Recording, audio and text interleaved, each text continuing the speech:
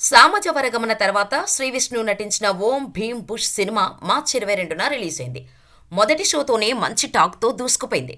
విష్ణు, రాహుల్ రామకృష్ణ, ప్రియదర్శి హీరోలుగా నటించిన latest comedy horror thriller movie Om Bheem Bush. ఈ సినిమాకు హుషారు, రౌడీ బాయ్స్ చిత్రాలను తెరకెక్కించిన శ్రీహర్ష కునుగంటి దర్శకత్వం వహించారు.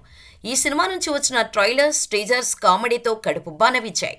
ఇప్పుడు సినిమా కూడా అంతే జోష్తో బాక్సాఫీస్ వద్ద దుమ్ము దులిపేస్తోంది.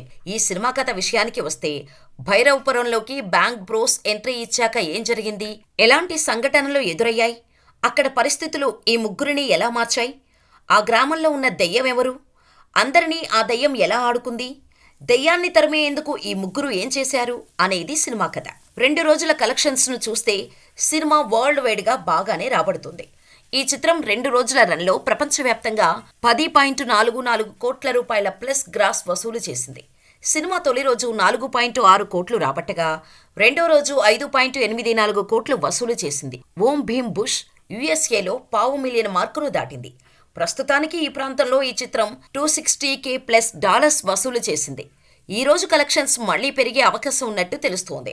మొత్తానికి శ్రీవిష్ణు ఖాతాలో మరో హిట్ సినిమా పడింది.